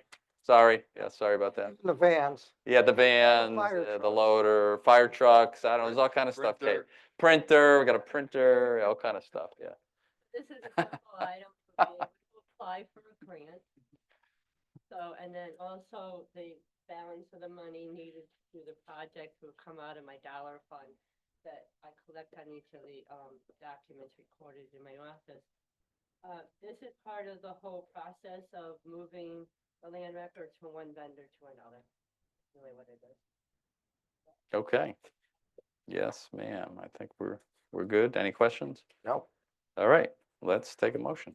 Move to authorize the town manager, Ryan Curley, to apply for the Historic Documents Preservation Grant for the 2026 targeted grant in the amount of $7,000. Upon receipt of the funds are to be deposited into the special grant fund account. Okay, thank you. Second on that? All right, all those in favor? Aye. Aye. Opposed? So moved. All right, Thank you. if we could hold off on that appointment just for another couple of weeks, we'll get to that and on to Town manager. town manager report. A question, why are we holding off on this appointment? We held off on it last time. We have to meet with someone, discuss it. And when's that gonna take place? I'll tell you. We're good. Good. Okay. We're good. So I'll be brief for the town manager's report. I got 2 items really to talk about tonight. One is I just want to remind everyone to vote on April 29th. Polls are open from 6 a.m. until 8 p.m. Absentee ballots are currently available in the town clerk's office during regular business hours. So if you can't, you're going to be out of town on next Tuesday, come see Kate and she'll take care of you in the clerk's office and make sure you can do your civic duty. We don't tell you how to vote, but you got to vote. All right. So that is my first announcement. The second thing I want to just update you all on today is I called our friend Jonathan over at Brightbees this afternoon. I hadn't heard from him in a few days, so I figured I'd call and touch base. And I caught him. He said, "Hey, I'm right over here in Berlin right now. Come over, take a look at what we've done." And so I hopped in the car and I drove over there. And I gotta say, it's all good news. I was really, really impressed at the work that they've done and completed at this point. Jonathan took me around. I actually have pictures I can show you. We're gonna post it too on social media. But the insulating, the sound blankets have all arrived. As you know, the thermal oxidizers installed, but they were able to find some areas where there was some seepage, some air was getting out, and that was still causing some odor, and they've addressed that. And the sound was really impressive. I mean, I had been there previously when things were full blast, and Jonathan and I stood right at the exhaust, right where the bulk of the noise would be coming from. Fans running full blast, and we were talking to each other. We were having a regular conversation. And this is the fans running at full blast. And I also really didn't smell much odor. And he was telling me that what was going through the machine at that point was the most odor, the stinkiest stuff they got. And so it seems as though we've reached a point with Brightfeeds where I would expect the matter is close to being resolved. I wanted to Good. share that. That's good news. Good Good news. It's really good news. And Jonathan, Yeah. we, as you all know, we have a meeting next Wednesday Wednesday. on April 30th. Is the 30th. 6 p.m. 6. And Jonathan's going to be here in person too to talk about those updates, and I'm sure Deep and DPH will be here as well. But I think it's good news for the residents of Berlin, and thank you all for staying on top of this, because it seems like it's a win-win for everyone at this point, or getting to be very close. That's great. Thank you. Appreciate that. So that's it for my report today. Okay, great. Special committee reports. We had our ordinance committee tonight. Another one to follow regarding the senior housing, and probably some tweaks to the noise ordinance too, but we'll talk about those next time. That's it, right? I don't think any other special committees. That's it. Council communications, what do you folks have? Yeah, I do have one comment. Yes, sir. There's a lot of things that are going on, like we just found out tonight, there's a proclamation that's going to be handed out at the Little League. I know, Mayor, you're talking to the seniors on Thursday on the budget, and then the following week, there's I guess a proclamation being presented at 10 o'clock over at the senior center. These events, is there any way to let the council members know about when these events are happening so we can attend if available? Yeah, they should. I mean, should. like on Saturday, everybody got an invite from the senior center for the Easter dinner, Yes. which went over very well. I attended, I sat and I went to a few tables, probably 5 or 6 tables, and talked to a lot of the seniors there. And, it's a good event to, Yeah. to talk to people and mingle a little bit. But I mean, on a lot of all these other events, we have we don't have any idea. Yeah, usually we send that out. We'll have, Because Christie could just make sure the council knows about the. Because, if I'm available, I'm gonna go. Yeah, But yeah. I mean, if, we should have some type of a communication that lets all the council members know when any of these events are taking place, or, maybe Ryan, you're speaking somewhere and, a council member could attend that. But I mean, we should be, that communication should go out to us. We usually do, Mark. It's just probably some of those slip through, and some of them, like the thing at the senior center. I just asked Tina at the at the Easter breakfast, if I could just give a few minutes to, and that was I think that's the bingo day. That's Thursday. Yeah, Thursday, Thursday at 1 o'clock before the bingo. And the bingo starts at 1:30. So she said, why don't you come that day? I said, okay, that was just from Sunday. So that's a pop-up thing. And some of the others the proclamations just came in like a week or two ago with all of a sudden I mean, everybody. there have been other events, that, Yeah, you know, yeah. have They should get out there. arose and, Yeah. you find out about it after the Yeah. fact and, Yeah. if you're available, why not go there and show the support from the town? Yeah. That's my, that's my opinion. Well, because I don't know if we lost that somewhere. Oh, I don't know. I know for all the ribbon cuttings, Chris said does a Yeah. very good job about sending an email out, say, hey, if you're available, can you attend this ribbon cutting? We know about those, but I'm talking about some of these other smaller events Yeah. or speaking events where, you're available, you should go, the town should go and support them. And I mean, not everybody can go. Some people, Yeah. a lot of people do work full-time and have other commitments, but I mean, for some of us that are, retired and, have availability, we can go and support these things. Absolutely. We want you there too. I'll speak with, my assistant Christy had been away on vacation. And so that's why, one of the like the Little League proclamation, I know she was working on that today, but, I'll talk with her in the morning and make sure that, these events that the mayor and I go to, or get invited to, that the council, gets that invitation as well. Because, I know the public loves to see you there. When I went to the senior center last week and they said they love to see council members. They want to talk. Yeah. Believe me, they have no problem bending your ear and they're good people and they want to know what's going on in town and you are the people that know. So I think that's great. So I sat down and talked to a couple of the tables and they were just, very happy to see, see us there and, you ask questions and you give them the information you can and, you move on from there, but they're happy to see representation there. Yeah, that was a great event. I mean, I'm glad I walked in there too for I a was little there while. from about 12 to 1. I stayed Yeah. for about an hour. Yeah. I ate and then I went and talked to people. So Yeah, I talked to it was full in there. It was great. It was a great event that the town put on with the Lions. Yeah. Tina did a really good job Stuff, over there yeah. with that. And, all the volunteers that were there. Yeah, no, it was good. It was good event. But yeah, these three proclamations literally came in like within a week. No, And Christie's been that's away, fine. yeah, I'm just so saying, that's so that's we're, kind of unusual. you know, Yeah. so- No, just so we're notified as to what's going on and when. Yeah, 1 PM at the senior center on Thursday. And then that's that's then just, the other, budget. the other one's 10 AM in the morning on, Yep.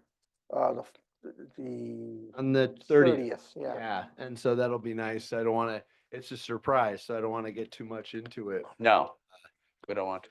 A surprise at For, the senior center. yes, Right. A particular resident. yes, for a milestone, Yes. yes, to say the least. Don't So. worry, Pete, you're close. Yeah, we're good. What else? Anything else, I'm good. folks? Anything? We're good? We're good? Okay, what have we got? Acceptance of minutes for, April Eighth. 8th. I move we accept the minutes of April 8th meeting as presented. second? Second. Thank you. All those in favor? Aye. Opposed? It's so moved. One abstention. Oh, one abstention. Okay, you went there, yeah. Okay, and motion to go into executive session. So moved. All right, all those in favor? Aye. Just to Moved. invite. Waiting in. Invited in, yes, Jeff. Yes, Jeff. Joe Yes, Ferraro, our yes. assessor, Ryan Curley, town manager. yes. And it's up to our town clerk, I think. I think she's had enough. Have you had enough, Kate, or you want to stay? Up to you. You're staying, okay, good, you're here, you're in. You're gonna stay with the rest of us. Poor souls here. No, it's all good, it's all good, it's all good. All right, so we're good. We'll, yes, we'll take a minute. Yes, indeed, we're good.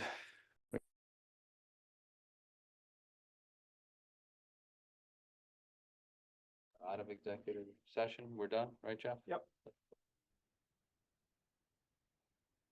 9:20. Actually, for all that stuff we covered tonight, 9:28. No, I can't. What? What's that? Hey,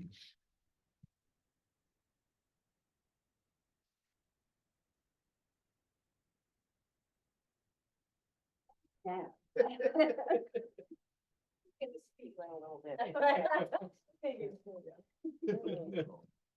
Well, I panic is when everybody else.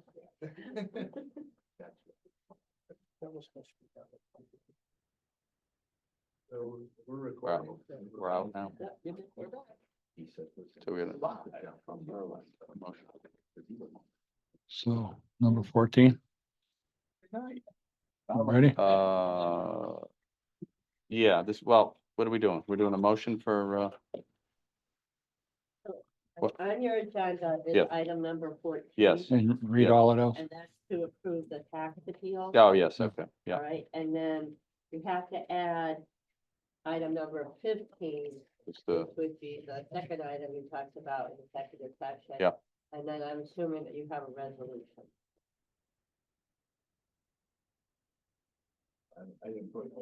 I can verbalize one. Okay, thank you. Okay. Let's do 14 first. all right. Okay, so move to approve the settlement of tax appeals for 1980 Berlin Turnpike, 201 Christian Lane, 128 Brickyard Road, 178 New Britain Road, 35 New Britain Road, 166 Old Brickyard Road, 309 Main Street, East Berlin, and 0 Summit, 780 Worthington, and 178 New Britain Avenue, and 873 Farmington Avenue. Okay, second on that, Second. thank you. All those in favor? Aye. Aye. Opposed? Right.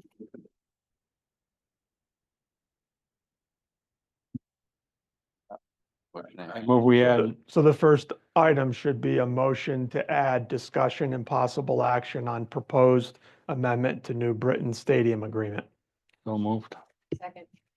All those in favor? Aye. Opposed? So moved. And and, Got to vote, go to approve that, got to vote on the motion. on the motion. Yep. Aye. All those in favor? Aye. Aye. Opposed? Right, so moved. Okay, And, Any discussion or any? Does somebody want to make a motion now? yeah, Yeah. now, And it's on the agenda. A motion to approve the proposed amendment to the New Britain Stadium Agreement. yeah, that's, Second. yeah, as we said. Stated. Any other comments? Hearing other comments? No? All those in favor? Aye.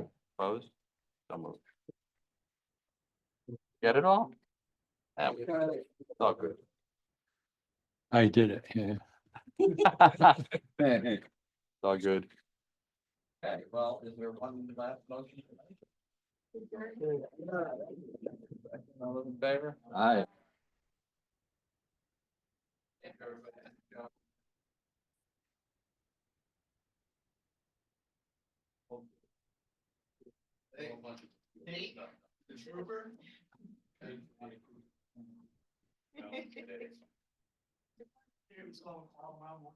I am with the registry.